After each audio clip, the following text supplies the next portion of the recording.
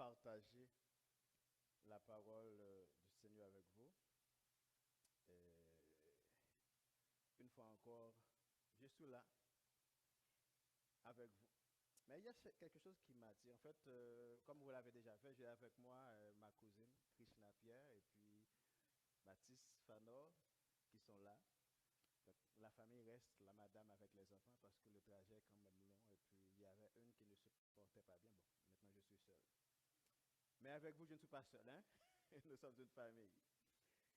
Mon message ce matin, on va parler de la persévérance ce matin. Persévérance.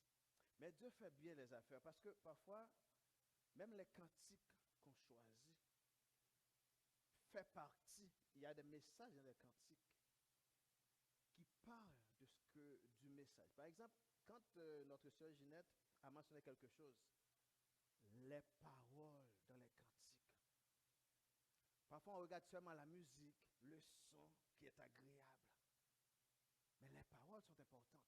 Et voilà pourquoi l'autre a défini le cantique comme étant un cantique est né quand l'art a su combiner deux arts, la musique et la poésie. C'est ce qui donne un cantique. Et quand le psalmiste a dit chanter à l'Éternel des cantiques nouveaux, savez-vous pourquoi? Parce que Dieu fait tellement de belles choses à nous. Ça veut dire, à chaque jour, on devrait, c'est une façon de louer, d'honorer Dieu. Et les paroles que j'aime avec un des cantiques, je lève la voix, je lève et je crois. Et je marche et je vois au chemin au-delà une étoile au matin et la nuit qui s'en va. La nuit, parfois, représente la douleur. Même dans la nuit, par la foi, je vois une étoile et je vois la nuit déjà qui s'en va. Au cri de ma joie. Je suis venu vous dire ce matin que votre joie peut chasser la douleur. Votre joie est une preuve de foi. La joie. Même malgré le fait qu'on ait de problèmes, mais il faut toujours être en joie. Au cri de ma joie, je vois déjà la lumière. Waouh! Très beau choix de cantique. Donc, bonjour à tous et à tous. Si on peut passer le prochain diapo. La prochaine diapo. Donc, on va parler de persévérance. Bien aimé, on sait que le chemin, la vie chrétienne n'est pas facile, n'est-ce pas? Il y a des moments de joie, il y a des moments de victoire, des moments de bénédiction. Mais il y a aussi des saisons d'épreuve, n'est-ce pas?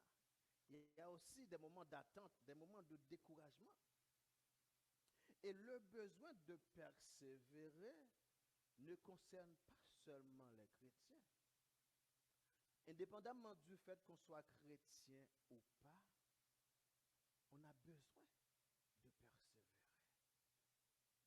Quand quelqu'un vous salue, bien te salue et puis dit lâche pas. C'est ce qu'on dit souvent hein, ici au Québec. Lâche pas, hein, lâche pas. Mais ça, c'est un appel à la persévérance. C'est un appel à persévérer jusqu'au bout. Lâche pas. Il faut continuer.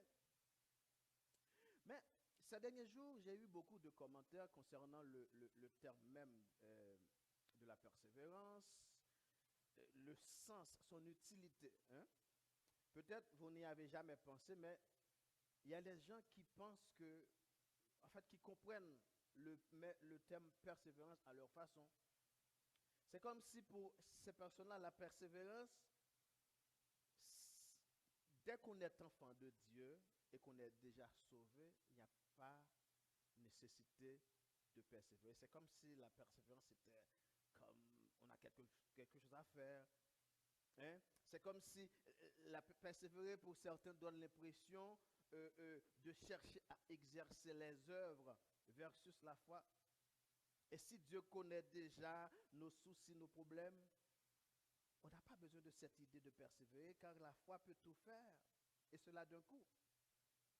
Il pense qu'on devrait juste rester en silence et d'attendre le secours de l'Éternel. Voilà pourquoi que ce matin, on va Regardez la persévérance, le sens de la persévérance pour les chrétiens. Commençons par définir qu'est-ce que ça veut dire persévérance.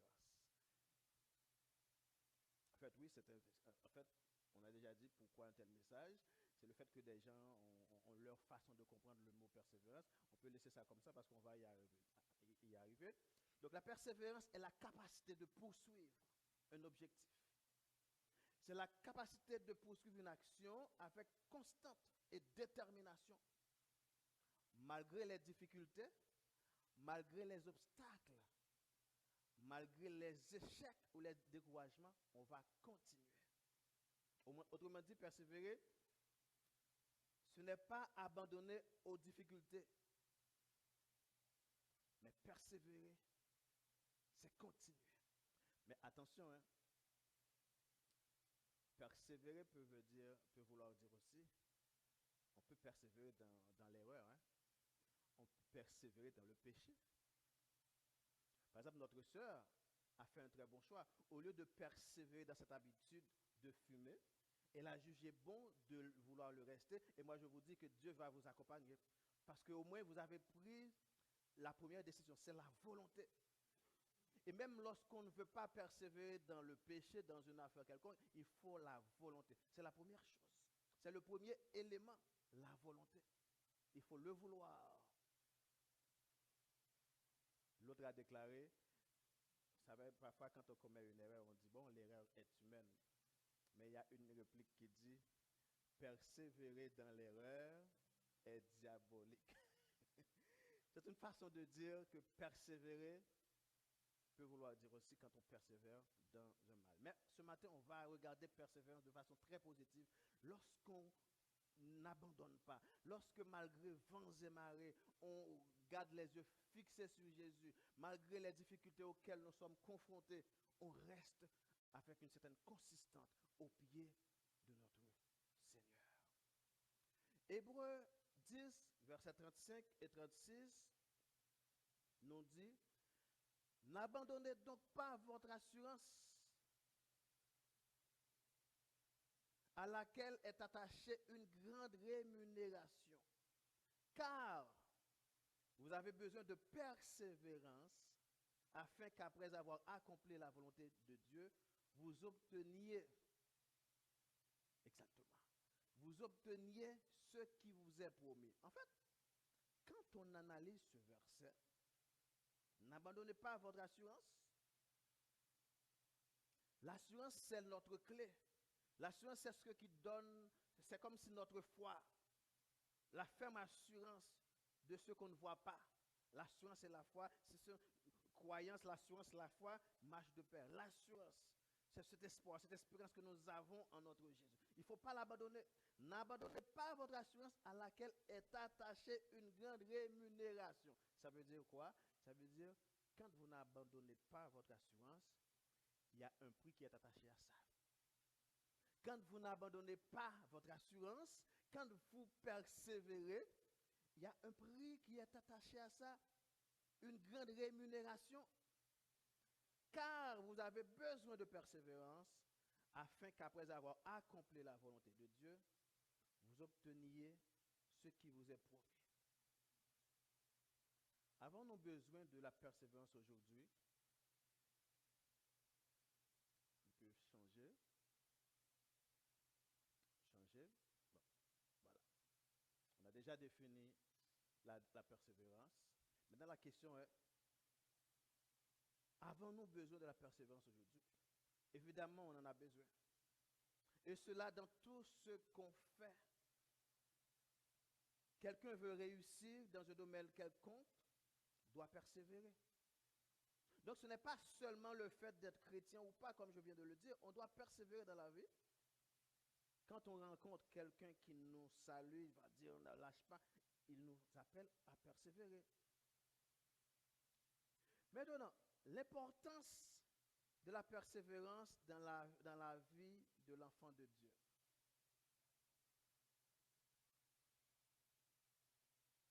On reste ici.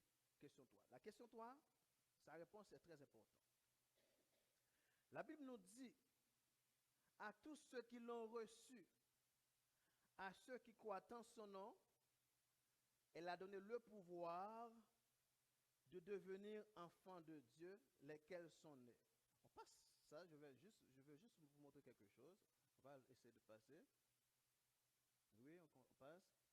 Mhm, mhm, mhm. Enfants de Dieu, on reste là. J'ai une question pour vous, pour l'Assemblée. La Bible nous dit, à tous ceux qui l'ont reçu, à ceux qui croient en son nom, elle a donné le pouvoir de devenir enfants de Dieu. Ma question pour vous ce matin, quand on accepte le Seigneur Jésus,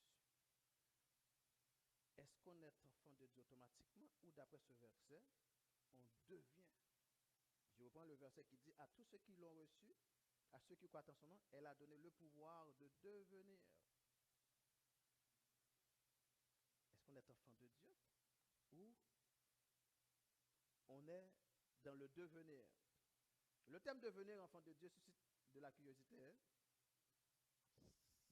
Est-ce qu'on est enfant de Dieu? Est-ce que c'est un processus de devenir enfant de Dieu? On va passer. Encore. Voilà. On est ici à cette question. Moi, personnellement, à cette question, je dirais que ce sont deux aspects d'une même réalité. C'est-à-dire, quand on accepte le Seigneur, on est devenu enfant de Dieu. Cependant, la deuxième question est, est-ce qu'il y a un processus? On est aussi dans le devenir. Et vous allez comprendre pourquoi. Quand on accepte le Seigneur, on est enfant de Dieu, on est aussi dans le devenir. On va passer. Voilà. Regarde ce petit enfant. C'est un enfant, n'est-ce pas? C'est un être humain. Est-ce qu'il va rester comme ça? Est-ce qu'elle t'a appelé à rester comme ça? C'est un enfant. Il est aussi dans le devenir. Et vous allez comprendre que la Bible, ce concept-là, est biblique. Naître de nouveau, Jésus encourage à être comme des petits-enfants d'ailleurs qui grandissent. Car être enfant de Dieu, c'est être dans un processus de croissance. C'est là que la persévérance trouve son importance dans la vie du chrétien. On est dans un processus de croissance. Ça veut dire on ne peut pas être, on est sauvé et puis ça reste là. Il faut rester, il faut grandir spirituellement, il faut grandir dans la foi, il faut grandir dans l'amour, il faut grandir dans l'espérance.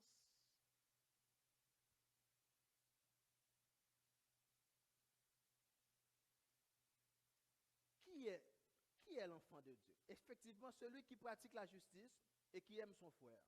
1 Jean 3, verset 10. Ce n'est pas compliqué. Quelqu'un qui accepte le Seigneur, qui pratique la justice, il est enfant de Dieu. Si on passe, on va continuer. Voilà. La Bible semble nous donner une réponse aussi. Celui qui accepte le Seigneur, qui pratique la justice, qui aime son frère, qui aime Dieu, est enfant de Dieu. OK? Voyez quel amour le Père nous a témoigné pour que nous soyons appelés enfants de Dieu. Et nous le sommes. Si le monde ne nous connaît pas, si on passe, je ne sais pas si j'avais écrit ce verset, on veut continuer. Le prochain. Voilà.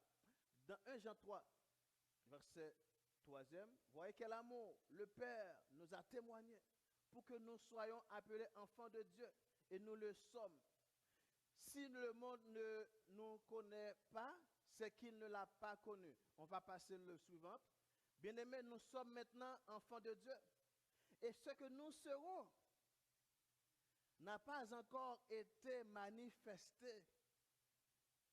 Mais nous savons que lorsque cela sera manifesté, nous serons semblables à lui parce que nous le verrons tel qu'il est. Le but, c'est de ressembler à Christ. En fait, l'apôtre nous dit ici, ce que nous serons n'a pas encore été manifesté, comme le bébé qui vient de naître.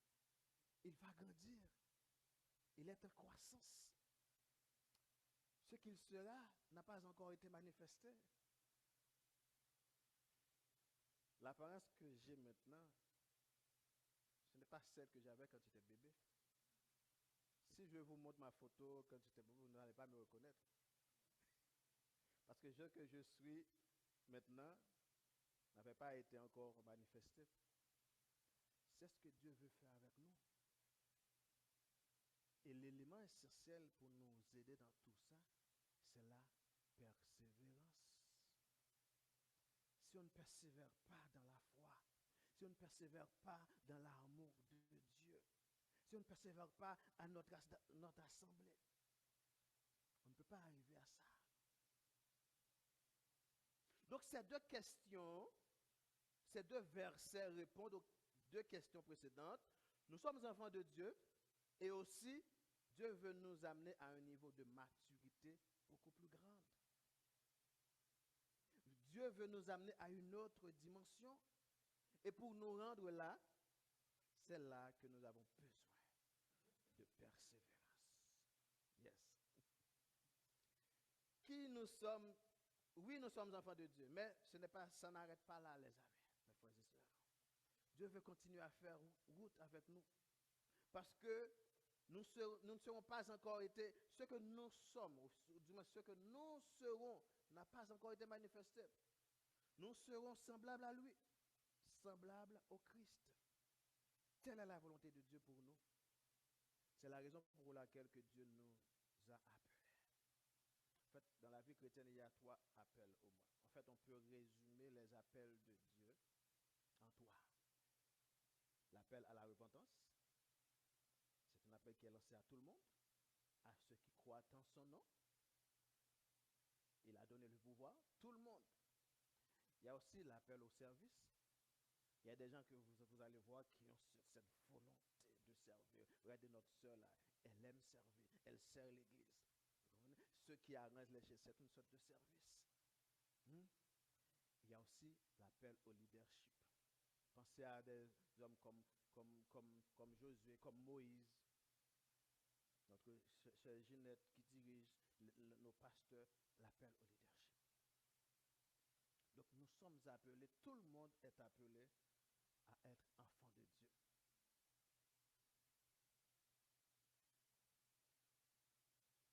Ne nous lassons pas de faire le bien. Si on continue.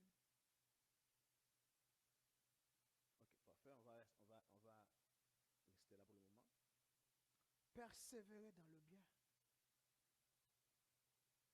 Persévérer dans le bien, car de Galates 6, verset 9, nous dit, ne nous lassons pas de faire le bien, car nous moissonnerons un temps convenable si nous ne lâchons pas.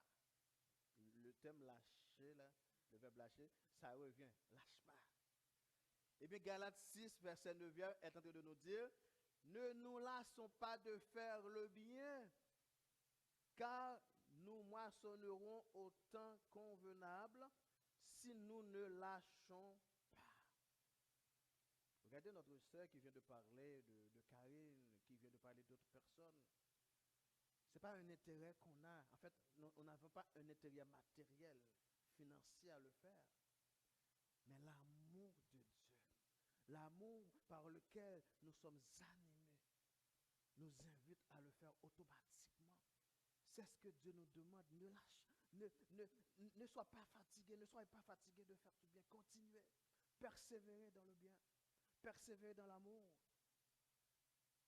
Et même les épreuves peuvent produire la persévérance. En fait, il y a des épreuves qu'on vit, des difficultés qu'on vit. Ce sont une façon de créer la persévérance, de générer la persévérance. La parole de Dieu ne nous promet pas une vie sans difficulté, jamais. Même Jésus l'a dit, si quelqu'un veut me suivre, qu'il se charge de sa croix. Et la croix représente beaucoup de difficultés. Ce que j'aime avec la Bible, elle n'a jamais promis comme une vie sans difficulté. Elle nous montre plutôt que, la parole nous montre plutôt que Dieu peut utiliser les difficultés pour fortifier notre foi. Je ne sais pas qu'est-ce que vous êtes en train de vivre ce matin. Tout, tout type de problème, problème sentimental, problème familial, problème économique, problème professionnel. Mais Dieu peut utiliser cette difficulté dans laquelle vous vous trouvez pour fortifier votre foi. Jacques 1, verset 2 à 4. Mes frères, regardez comme un sujet de joie complète les diverses épreuves auxquelles vous vous êtes exposés. En fait, vous pouvez être exposés. Sachant que l'épreuve de votre foi produit la patience, mais il faut que la patience accomplisse parfaitement son œuvre, afin que vous soyez parfaits et accomplis, sans faillir en rien. Parole du Seigneur. L'épreuve n'est pas forcément le signe que Dieu nous a abandonnés. Vous vous rappelez la dernière fois que j'avais... Ouais, je ne sais pas si vous rendez compte que les messages s'enchaînent. Dieu ne vous abandonne pas, même dans le silence, Dieu peut agir. Hein? Parfois, l'épreuve est l'endroit où notre foi grandit le plus. Et la foi commence quand les difficultés sont sérieuses. Et je dirais même que la foi commence quand Dieu ne répond pas. C'est à ce moment qu'on va savoir quelle grandeur est notre foi.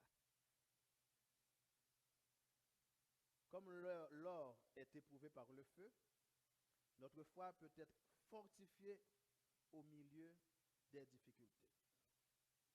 1 Pierre 1, verset 6 et 7 nous rappelle que l'épreuve de notre foi a une grande valeur devant Dieu. Regardons à Jésus. Notre meilleur exemple de persévérance est Jésus, les amis.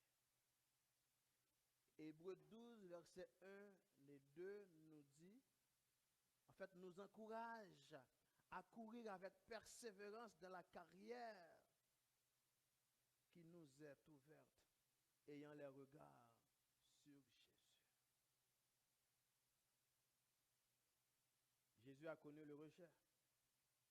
Jésus a connu la souffrance, l'injustice. Il a connu la croix. Pourtant, il n'a pas abandonné la mission que le Père lui avait confiée. Il a persévéré jusqu'au bout. Lorsque nous sommes fatigués, regardons à Jésus.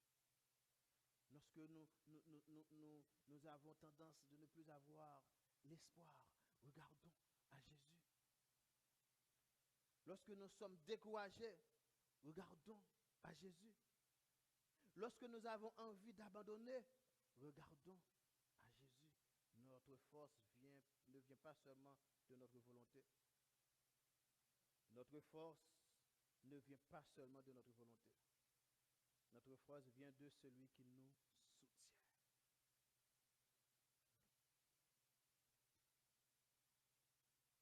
Dieu renouvelle les forces de ceux qui espèrent en lui. Il existe des moments où nos propres forces arrivent à leur limite. Hein. Parfois, nos propres forces peuvent arriver à sa limite. Mais ceux qui se confient en l'Éternel renouvellent leur force.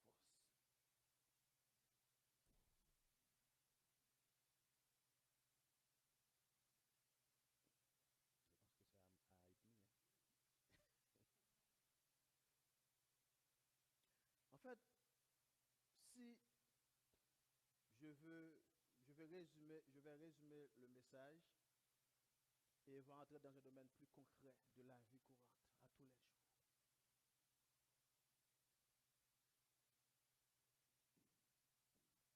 Durant les difficultés, il faut savoir quelque chose.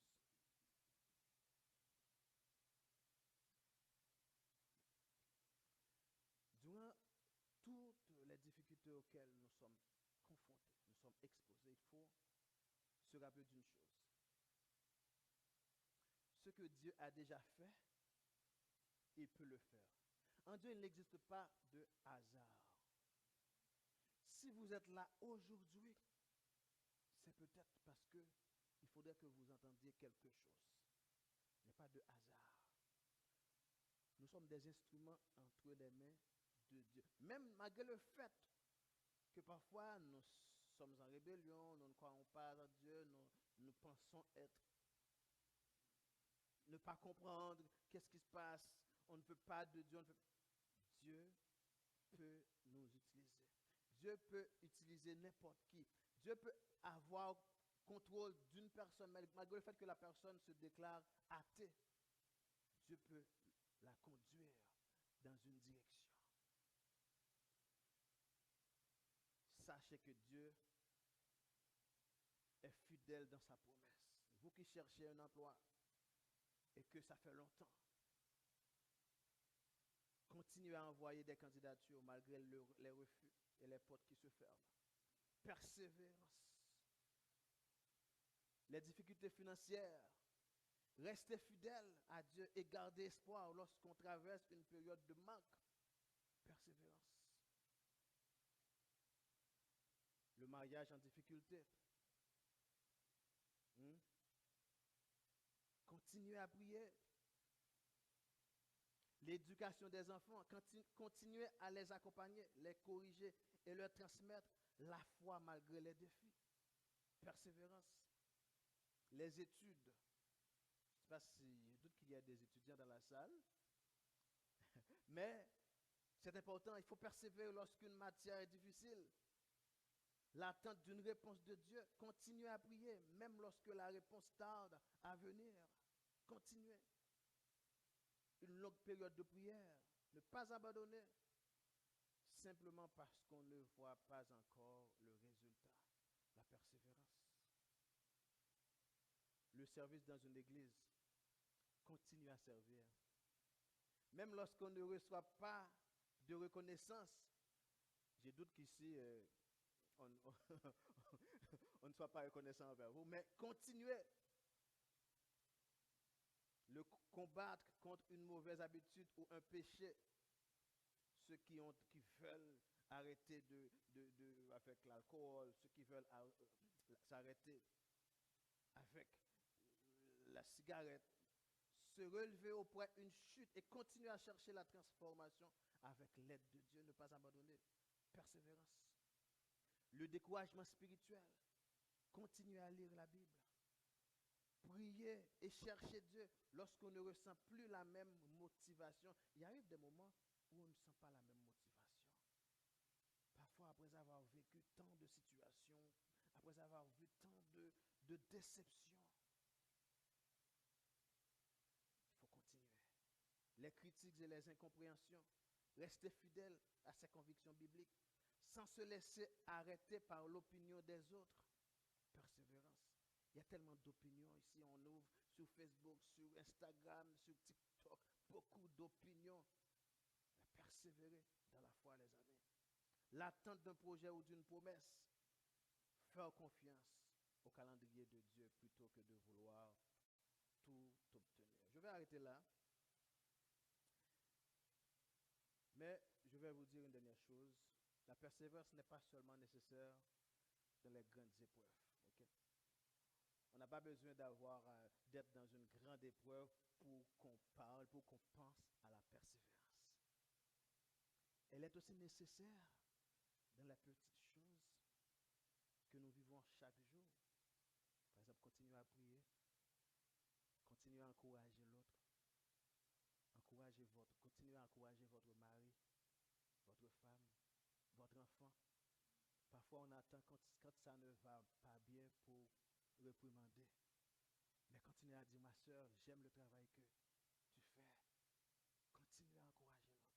Tu vois, les petites choses qui peuvent faire la différence. Ne nous lassons pas de faire le bien. Ne nous lassons pas de faire le bien, car nous moissonnerons au temps convenable si nous ne lâchons pas. Continuez dans la foi, continuez à aimer Dieu. C'est ça, la persévérance.